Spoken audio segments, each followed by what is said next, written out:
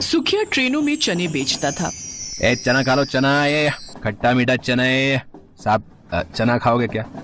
ऐसे ही सुखिया का घर चलता था, लेकिन उसका घर तो सेठ के पास गिरवी था। एक दिन सुखिया लास्ट ट्रेन में चने बेचकर घर गया और देखा वहां पहले से ही सेठ उसका इंतजार कर रहे थे।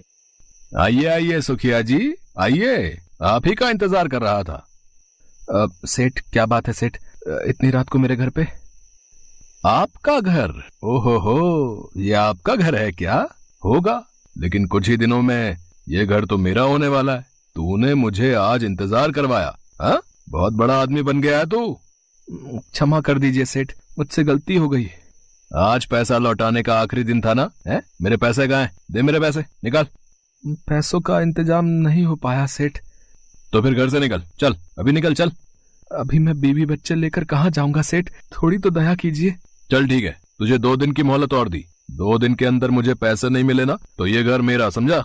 धमकी देकर सेठ चला गया। सुखिया घर के अंदर घुसा। वहां उसकी बीवी सरला और 2 छोटी छोटी बेटियां चुन्नी और मुन्नी डर के मारे कांप रही थी।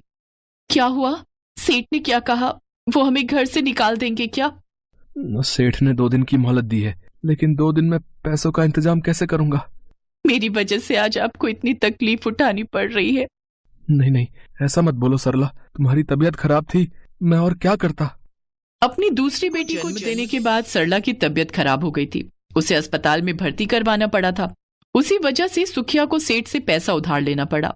उसके बदले सुखिया को उसका घर सेठ के पास गिरवी रखना पड़ा और उसके बाद वो अभी तक पैसा चुका नहीं पाया।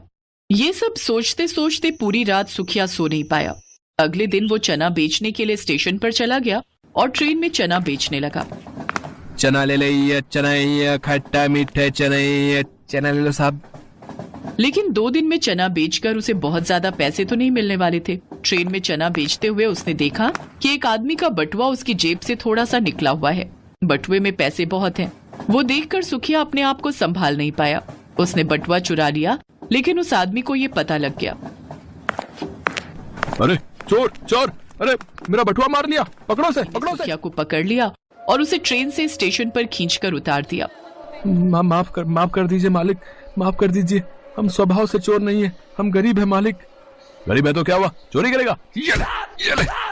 उस आदमी ने सुखिया को बहुत मारा और उसे स्टेशन मास्टर के पास ले गया। सर, इस चना बेचने वाले ने मेरा बटुआ चुराने की कोशिश की, आप कुछ कीजिए इसका। स्टेशन मास्टर ने कहा। सुखिया, ये क्या सुन रहा हूँ, तुमने चोरी की? माफ कर दीजिए साहब, मुझसे गलती हो गई। नहीं सुखिया, चोरी की माफी नहीं मिल सकती, सजा तो भुगतनी ही होगी। आज के बाद तुम इस स्टेशन पर कुछ नहीं बेच सकोगे। माफ कर दीजिए साहब, मुझसे गलती हो गई। नहीं सुखिया, चोरी की माफी नहीं मिल सकती, सजा तो भुगतनी ही होगी। आज के बाद तुम इस स्टेशन पर कुछ नहीं बेच सकोगे। सुखिया बहुत रोया धोया, लेकिन कोई फायदा नहीं हुआ। उसे स्टेशन से निकाल दिया गया। अब उसके पास काम भी नहीं रहा। वो घर गया और सरला से सब कुछ बताया। उसकी दोनों बेटियां रोने लगी। क्या अब हम इस घर में नहीं रह पाएंगे? क्या हमें भीख मांगनी होगी?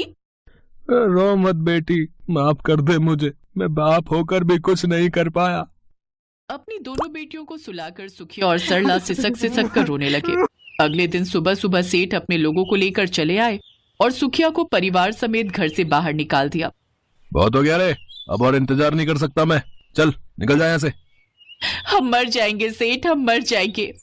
हाँ तो मर जा, किसने मना किया है, वैसे भी धरती पर बोझ हो तुम लोग। सुखिया अपनी बीवी और बच्चियों को लेकर वहां से चला गया। बाबा, अब हम कहाँ देखते हैं। बाबा, हमें घर तो मिल जाएगा ना? घर मिलना तो मुश्किल है बेटी, लेकिन रहने की जगह तो मिल ही जाएगी। सुखिया उन्हें लेकर स्टेशन के पास ही आ गया। स्टेशन से थोड़ी ही दूर पटरी पर एक पुरानी ट्रेन की कुछ बोगियां खड़ी थी। सुखिया ने वो देखा और कहा, चल बेटी, चलो सरला, उस ट्रेन के पास चलते हैं। लेकिन ट्रेन के अंदर घुसेंगे कैसे? दरवाजे तो बंद है। ट्रेन के अंदर नहीं, ट्रेन के नीचे रहेंगे हम। सुखिया अपनी बीवी और बेटियों को लेकर ट्रेन की बोगियों के पास चला गया। सरला घर से कुछ ही चीजें ला पाई थी। उन चीजों में कुछ बोरे थे। उन्होंने ट्रेन के नीचे पटरी पर बोरे बिछा दिए और वहीं पर बस गए। चलो अच्छा है, बारिश वारिश होगी तो हम भीगेंगे नहीं। बेबस इंसान थोड़ी सी उम्मीद में ही जीता है, लेकिन सुखिया के पास तो कोई उम्मीद ही नहीं थी। फिर भी रहने की जगह तो मिल गई, लेकिन वो अपने परिवार को क्या खिलाता? ट्रेन के नीचे पटरी पर जगह तो मिल गई, लेकिन मैं स्टेशन पर और चने नहीं बेच कर दिया है। कोई बात नहीं जी, मैं दोनों बेटियों को लेकर भीख मांगूंगी, उसी से कैसे भी करके पेट तो चल जाएगा। हाँ बाबा, हम भीख मांग लेंगे, भीख मांगकर पैसों का जुगाड़ कर लेंगे। सरला अपनी दोनों बेटियों को लेकर सच में स्टेशन पर भीख मांगने लगी और सुखिया इधर उधर कुछ काम पाने की कोशिश करने लगा। ऐसे ही ट्रेन के नीचे उनका दिन बीतने लगा, लेकिन सुखिया को कहीं पर भी काम नहीं मिला। हर जगह ये रट गया था कि सुखिया बटुआ चोर है, इसीलिए कोई भी सुखिया पर भरोसा नहीं करना चाहता था। ऐसे ही एक दिन वो पटरी पर बैठा हुआ था और उसकी आंखों से आंसू टपक रहे थे। उधर उसकी बीवी और बेटियां भीख मांग रही थी। तभी स्टेशन पर सेठ अपनी माँ को लेकर आया और सरला को भीख मांगते हुए देखकर कहा, अच्छा हुआ तुम लोग इसी के लायक हो, ये लो 2 रुपए। सेठ अपनी माँ से बहुत प्यार करता था। सेठ की माँ बीमार थी, इसीलिए सेठ उन्हें लेकर शहर के अस्पताल में जा रहे थे। लेकिन अचानक से उनकी माँ का पैर फिसल गया और वो पटरी पर गिर पड़ी और उसी पटरी पर एक ट्रेन आ रही थी। माँ, अरे क्या हुआ आपको माँ? सेठ भी खुद पटरी पर उतरने से डर रहे थे।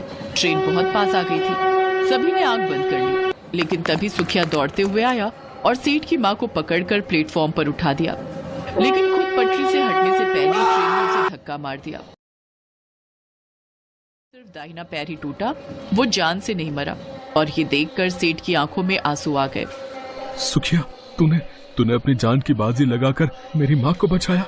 मैंने तेरे साथ कितना बुरा किया रे, लेकिन तू तो अच्छा आदमी निकला। उन्होंने अपने पैसों से सुखिया का ट्रीटमेंट करवाया और उसे घर भी वापस दे दिया। साथ में उसे जमीन जायदाद और अपनी कंपनी में काम भी दे दिया। इस तरह सुखिया की जिंदगी बदल गई। इसीलिए कहते हैं कि बुराई को सिर्फ अच्छाई ही मिटा सकती है।